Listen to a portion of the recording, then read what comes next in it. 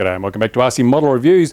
Now, I don't often look at toy grade quadcopters, and there are so many of them and they're all so very, very similar. But today I'm looking at something, and it's not, it sort of blurs the line between toy grade and actually sort of practical quadcopter. And this is the Bugs2. Now, this is a GPS capable quadcopter. It has return to home, it has HD video, it has a lot of features that you'd expect to find on something a little more upmarket, a little more expensive. But there are some limitations on this thing as well. But I thought, well, the holiday season's coming up. People are going to be looking for gifts for friends and for family. And how is this going to stack up as a gift for the 14 plus person in your family or a friend? So let's have a look. Let's take a look. Now, one thing interesting, there are two colors. There's red or black. Now I'm thinking maybe you can just choose the color by opening the box up the right way. So I want to go for red because it doesn't show the blood. So we'll open the box this way up and see what's inside. So here we go. I don't usually do unboxings. I'm just going to check out this theory that one way is black and the other way is red. Oh, here we go. We've got some printed stuff. Printed stuff's always good. Always handy to have something that's printed. Oh. And inside we have, yes, it's red. Look at that. Fantastic. So there you go. That's it. That's what you get. It's actually quite big. I'm surprised how big it is. It's actually not a small quadcopter. It's much bigger than the mini quad. What are these, 9-inch or 8-inch props? I don't know. But anyway, let's have a closer look at what came in that box. Okay, there's quite a bit in that box actually. What have we got? We've got the quadcopter. Yay! And hey, it's pretty light. It's a pretty light quad. There's a battery. It's proprietary. It does have an XT30 though, so you could bodge up something if you needed to. If this battery goes flat, what is it? It's a 1825C, so 2-cell, nothing particularly fantastic there. In fact, it looks like there's a LiPo in there. So if you needed to, you could just unbolt that, throw your favorite brand of LiPo in once that gets a bit tired. There are some tools, and I've no idea what these tools are for. This is some Tweezy things. Are they? Yeah, who knows?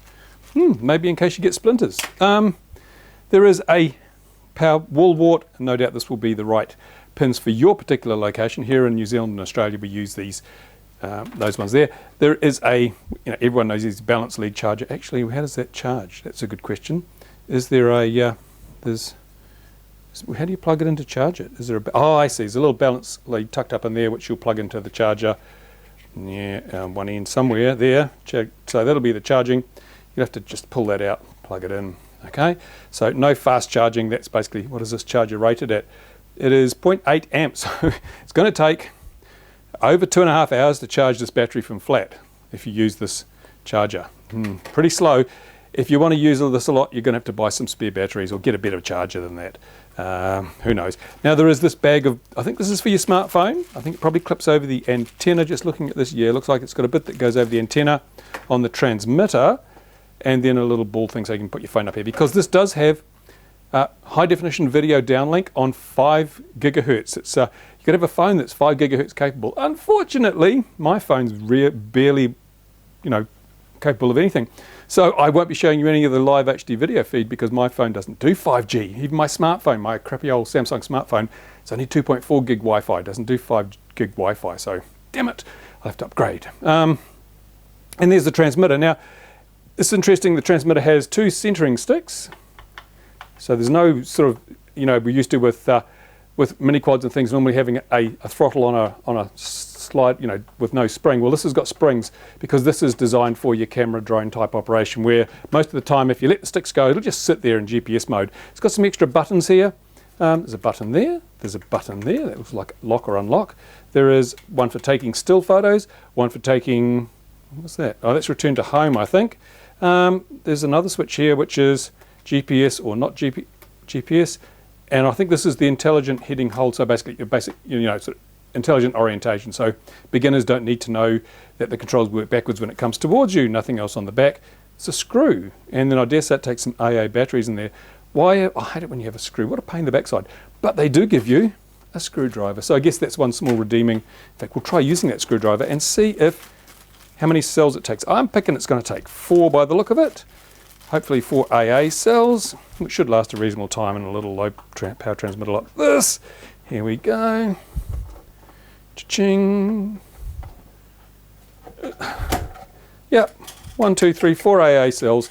Nothing out of the ordinary there. You get, but this is fixed, so you're not going to be able to put a light above it. I mean, this is a budget entry. You could put NIMH in there if you wanted to, or just some alkaline cells. Should last a long time. Now, it does have telemetry back, and I'll show you what that telemetry looks like. Tells you the altitude because this is barometric hold as well as GPS, so it gives you some useful information on this little screen, which is, again, sort of takes it out of the toy range into the non-toy range, I suppose. I should point out at this stage that this product was provided for review purposes, and the company that provided it is this one. There's a link in the description. If you want to go there and click on that link, you'll get more information. And if you want to buy one, you can buy one, of course. But again, I'd say that I do not make a bean out of these. There is nothing in it for me to say this is good if it's not. And at this stage, I don't know if it's good because I haven't even flown it. But so far, it looks good for what it is. Now, I'm going to have a browse through the documentation. We've obviously got a manual, how to select your Wi-Fi channels, some stickers. Everyone loves stickers. Yeah, but it's going to take probably a couple of hours to charge this battery, so I better go and put the battery on charge now. And in the meantime, here are some freshly charged NIMH cells for the transmitter. Hot off the charger. Let's see what this does. Now I know, I've already read some of the instructions, and I know there are some downsides to this particular little bit of kit. Will I bother putting the screw back in? I will not, because I'll just lose it. So let's just put the back on, and let's turn it on. There we go. Now there is the LCD display. Let me just pull in closely on that and show you what's on there. And one thing that struck me immediately is this is a really high contrast. I don't think I've seen an LCD display that is as high contrast as this. It's really black, and the blacks are really black, and it's fantastic. And in the sunlight, of course, it works even better. Now, obviously, there is a whole lot of information here. Here's our battery. Because we're using NIMH, it gives us only 2 bars of battery. If we use alkalines, that would be full to the top. Be interesting to see how long the NIMH cells last before they fall below the threshold at which the transmitter operates. We've got, over here, we've got the receiver battery, or the flight battery, which obviously is not turned on, so that's 0, but it's good. We get the flight battery coming back. We can see how much charge we've got left. This is telemetry. This is better than your average toy grade stuff. We've got here GPS lock, I suppose, number of satellites that will be, so that, nope, at the moment 0 because we don't have the quad turned on. We've got the height and we've got the distance. Now these are fantastic bits of information to come back from what really isn't a toy grade quad, I suppose. This will tell you how high you are, how far you are. So if you're living in a country like most where you're limited in terms of your maximum altitude, you can make sure that you're staying within the rules by looking at this little screen. Also distance. So, again, in some countries like Canada, they're bringing in regulations where you can only fly a certain distance away. And this says it's got a 1 kilometre range, but you couldn't see that quad at 1K, so most countries have a visual line of sight rule, so you can't fly beyond that. Another thing worth noting, this is set up as mode 2. Now I fly mode 1, but the instructions make it very easy to switch modes, and because the sticks are spring loaded, you don't have to dick around with changing stuff inside the transmitter. It's just a simple configuration change on the front panel. Now, brilliant, that's fantastic. So, yep, that's what the transmitter looks like. I'll show you again once we've got the whole thing all plugged in, going and bound. And that's going to be a couple of hours, so I'll get on and do some other stuff in the meantime. Okay, here we are. We're at the field with the Bugs quadcopter. Hopefully this is all going to work out because I'm just using my hat cam and also the SJ7 cam. And let's see what we do. Let's turn this on and let's plug this in and see if we get get it bound up. It's a bit of a defect, isn't it? Here, yes, we're all linked up. Now what this requires is 8 seconds of sitting on the ground. I guess that's for the accelerometers. Then the little legs, the little light should start flashing on the legs. Here we go. So now we've got to do a compass cal, which involves spinning the damn thing around 3 times or something. And then got to do a vertical cal, again spinning it around 3 times, and the light should go steady.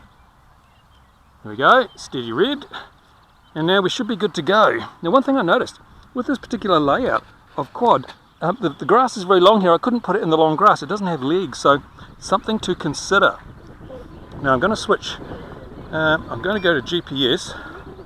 Let's just wait and see how long it takes to get some satellites here. Notice that the battery voltage is high on the quad end. Again, I've only got LIFEs, so let's just leave it to find some satellites. Obviously, one thing that notice, I have to do the recal with the compass every time, and that generally means there's no battery backed up almanac in the GPS. So the compass is lost and the almanac is lost, so it's going to take a lot longer to find satellites than a more expensive quad. There we go, we've got 7 satellites at the moment. I think that's the minimum required to fly, and I think that's probably set the home point here. So, intelligent orientation, I don't know which is on and which is off. Turn that off. Yeah, don't want that, we want to fly regular mode. Okay, so we've got 10 satellites now. So in theory, if I press this button, it should take off. Maybe I have to unlock it. Oh, there we go. Now we'll take off, see what happens. Oh, look at that. That's not too bad, that's just sitting there. And there's a bit of a breeze around today. Actually, I'll go so the wind doesn't block the microphone. There's a bit of a breeze around today, so that's actually not doing too bad in this GPS hold mode. Let's go up a bit. Oh yeah, this is actually kind of good. I am somewhat impressed, given the low cost of this thing, as to how well it's actually doing. There's a bit of up and down, but as I say, there is a breeze. You can see it starting to kick in the breeze. Now it's going down, going down, going down. What's going on here? So it's got a, wow, what do we got there? About 2 meters of variation in it, or going up for maybe 2.5 meters altitude variation, and it's drifting away a bit. Yeah.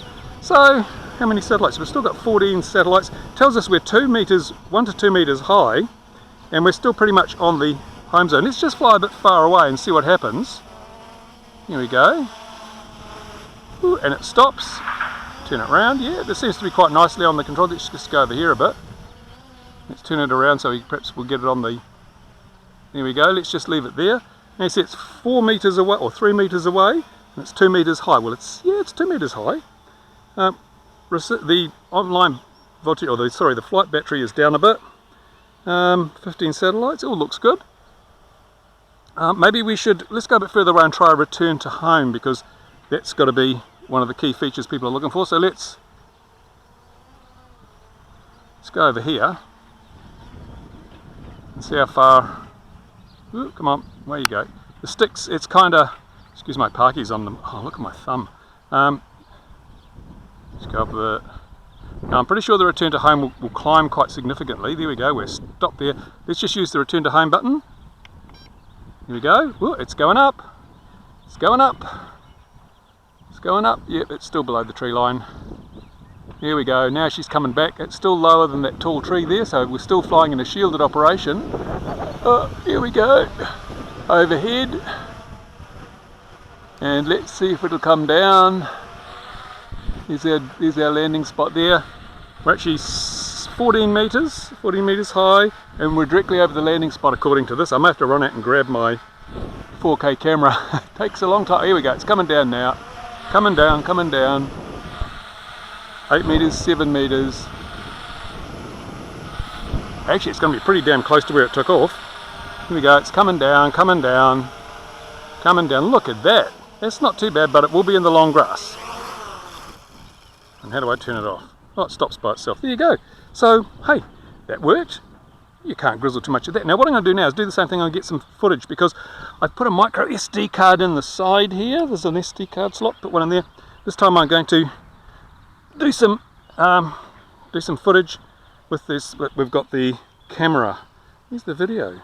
I don't know. Is that just stills? I don't know how. Should have read the manual. Never mind. We'll find out. Let's see if it takes off again. No, won't take off. Unlock. Here we go. Take off. Oh yes, look at that. Let's go up a bit. Let's take a picture. What are we doing? That says, maybe if I hold it down it does video. Yes, we're doing video now. That was pretty intuitive, wasn't it? And now this, I don't expect too much from this camera, because it is just one of those cheapy cameras. So I'm not expecting it to be fantastic. There probably could be some jello. Let's just fly this thing around. And yeah, my thumbs are terrible today, I'm afraid. It's one of the worst days I've had for the parkies. But we're still flying around quite satisfactorily. It's a bit wibbly wobbly because that GPS, let's put a bit of a huck on it and see what happens when I let go of the stick. Oh yeah, it's not too bad. It kind of drifts a bit. Yeah, so it's quite a reasonable sort of certainly for beginners, this is going to be super easy to fly. I see no problems with this. Okay, let's come down a bit. Oh yeah, these spring-loaded sticks are great for this sort of thing. You just pull down to go down, push up to go up. Let's get a picture of myself, beautiful self here. Come on, go up. Why are you going down? Up, up, up. Come forward a bit. It is kind of hard to position. And what are we doing now? We are sort of, hopefully I'm in frame at the moment. I don't know if I am or not, but I notice the altitude hold is sort of pretty hit and miss. Is it coming down? Has it got a low battery or something? I don't know. It seems to be descending. Maybe it needs a little bit of up trim on here. No, now it's going up. So yeah, I mean, it's not a Phantom. Come on, stay where you are, please. It's not a well, it's bouncing around. It's not a Phantom. It's not a Mavic. It is a sort of bottom end consumer drone, just marginally into the toy drone thing. So yeah, I'd have to say, if you're looking at buying something, for a kid or for someone just to get started with drones, hey, you could do a lot worse than this. It's staying there pretty stable now. Anyone could fly this thing because it's just, there we go. Why is it coming down? Oh, I see. It's got a bit of the breeze has picked up, and with the breeze picking up, it seems to be descending. It doesn't have compensation for the side drift. Let's go up again. Yeah, that's a bit odd, isn't it? So it's not perfect. It's not perfect. Now it's going up. Yeah, I don't know, maybe the sticks have got a bit of. I tried to recalibrate the sticks according to the instructions, but it doesn't work. Doesn't do the right beeps, so that the instructions don't match the transmitter perfectly. But this is. Where's it going? Has it got a low battery or something? No. Oh well, let's turn off the video camera. How do I turn that off? Okay, video is off. So let's just come and do a landing. Let's just try the, it's got an auto land mode, let's try that. It's not a return to home, it's an auto land, so let's just bring it around here. God, it's bloody wibbly wobbly a bit, isn't it, in the wind? Mind you, as I say, it is very breezy, so let's just try the auto land. This is auto land, here we go. Oh, that's looking pretty good.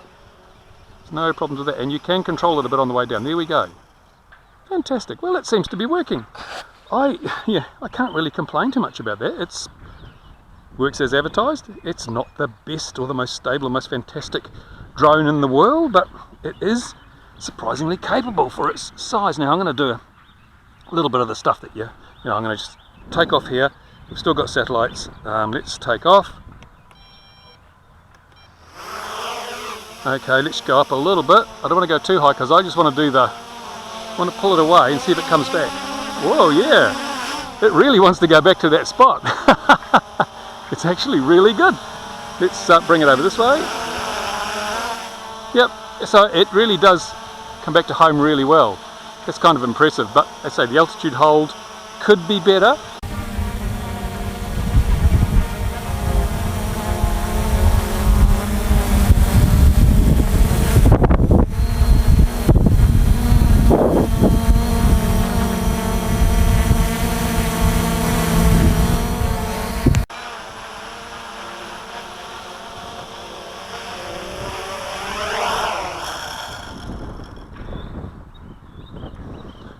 So that's pretty damn impressive for what it is.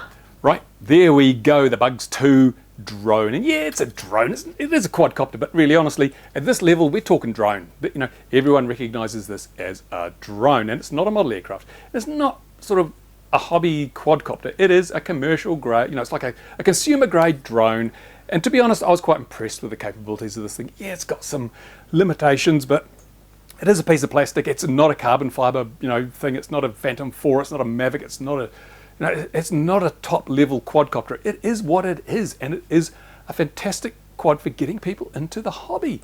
Why is it so simple? Well, I'll show you. Look, the real thing. I mean, your grandmother could fly this damn thing. Here's how you do a flight. Plug the battery in, or turn the transmitter on. Plug the battery in. Twirl it around to calibrate it. That's one of the downsides. You have to calibrate it every time on the magnetometer. Press the unlock button, press the takeoff button, fly around, press the return to home, flight's over. It's so simple. I mean, that's so very, very simple. If your battery gets low, we've got telemetry. Honestly, on this grade of thing, we've got some really good telemetry. Show you your flight battery voltage. and your distance away from the launch point and your altitude, all these cool things you can see just on this little screen. Brilliant high contrast screen. So if you're silly enough to keep flying after the battery alarm starts beeping, it'll then go into return to home mode and come back and land anyway. So it's so safe, and so, I mean, you're going to find it hard to lose this drone. And also, speaking of safe, it's so small and light. I mean, it's 450 grams with the battery in it. That's less than a pound of butter. So if you're going to give this to a young person as a gift, maybe for Christmas or maybe for the the upcoming holiday period, then it's not going to get them into trouble like a more capable quad would.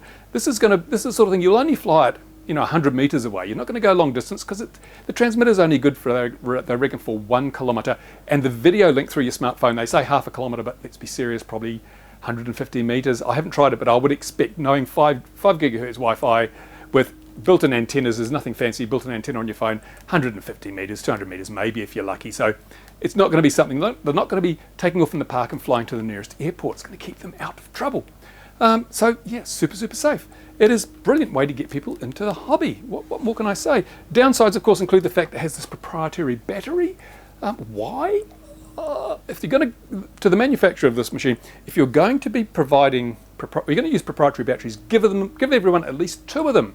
So one can be charging while the other's in the air. And on the subject of charging, the supplied charger, oh man, talk about slow. 800 milliamps into an 1800 milliamp battery, you're talking, over 2 hours to charge it from empty. That's crazy stuff. Give us a 2 amp charger. Even if it's just one we can whack on our car battery at home, that'd be much better. We can fast charge it in the field, because 2 hours, you're kidding me, right? But having said that, if you're a regular RC Model Reviews viewer, you'll know you can bodge this. This has got an XT30. You can get a 1800 2-cell LiPo with an XT30, squeeze it in this hole with a bit of foam, put some tape over the back, and you're good to go. You don't have to use this battery. You can get a cheap one from Hobby King or wherever and use it in there. So, hey, that's a bonus. That's about all I've got to say about it. The manual is brilliant, explains everything. There's only one thing I noticed that didn't work as documented, and that was calibrating the sticks, because I changed from mode 1 to mode 2. So simple. From mode 2 to mode 1, so simple. But I thought I'd do a stick recal, but it didn't work. It's supposed to do beeps and things didn't beep. So maybe they've taken that functionality out. I don't know. But I didn't need to recal anyway. It was flying perfectly good. It has a quick start manual as well, which is this one here. Look at this. This is all you need to know to bind it, calibrate it, get it in the air and get it home. That's it. Bing, bing. If you don't have time to read that, then you really shouldn't be flying anything. Fantastic. This is the stuff that turns an okay product into a really good product. These little bits of paper. Because no good buying something and then finding out, oh, I don't know how to use it. This tells you in simple steps. And as I say, I'll just go through the process again if you want to show someone how to fly this thing. Turn on the transmitter, put the battery in the quad, do the calibration for your compass, put it on the ground, unlock, which is it, take off, fly around, return to home. That's it. Lands. Or you don't have to use it. It's got a land button as well, so the takeoff button doubles as a land. You can be flying around and then just push this and it will do an auto land. Oh, I just turned it on. So simple, brilliant, fantastic. Anyway, thank you. What I'm going to do now is I'm going to show you some footage from the HD camera, because I haven't seen that yet. The little camera in there, HD, little micro SD card on the side. So I took some stills and I took some video as you saw. I'm going to show you those now. I'm expecting there to be some jello, because this is a cheapo CMOS camera and this is a wibbly wobbly quad. Certainly the wind was bouncing this around today. It's not a camera ship really, honestly. It's just to give people something to get used to the controls and the whole concept of drone flying. So this is the video, some of the video that I took. And on the weekend we had a visitor from down country. Now he's had one of these for a little while and he brought his with him, and I took the opportunity to get his perspective on it. What does he think of this quad? And after going through for several weeks of operation, what does he like about it, what doesn't he like about it, and what does he think of it? So I'll say goodbye now. Thanks for watching. Comments in the usual place. I'll get back to the bench, but I just carry on watching and you'll see what someone else thinks. 2 points of view in the one review. Hey, that's a bonus. Bye for now.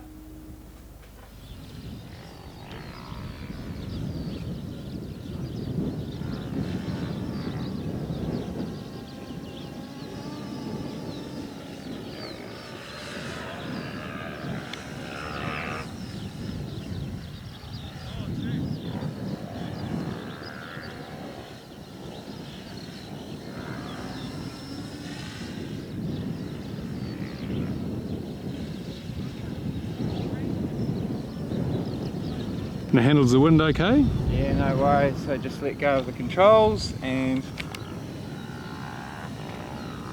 Yeah, no, it's good. GPS hold seems pretty reasonable, doesn't it? Yeah. And what sort of flight times are you getting out of a battery? If you don't go straight up and down, you can get 6 or 7 minutes. Once you go straight up and down, you're down to 3 or 4. That's the hardest on it. And if you're just hovering, I don't know, I haven't done a hover test, but I'm assuming you could get more than 7 minutes. And what did you think of the app and the internal camera? The app leaves a lot to be desired. It's mainly the transmit distance. Like all the Wi-Fi, if you can't put an external antenna on, then you're limited to what? Yeah, they say half a kilometre on the box. Oh, I would be imagining that's on some magic planar surface that reflects perfectly without a Fresnel zone. I haven't seen that myself. Mind you, I've only tested it on my, daily phone. I haven't got a high power tablet or anything like that. The control distance is pretty respectable though. So that's some warning. It doesn't look like a received battery. It could be from that effort. So there are 3 reasons the return to home gets triggered. 1 by the button, 1 by loss of control for 6 seconds, and another one is when the receiver battery is too low. Right. And it's quite blustery today, but it seems to be handling the wind very well. Yeah.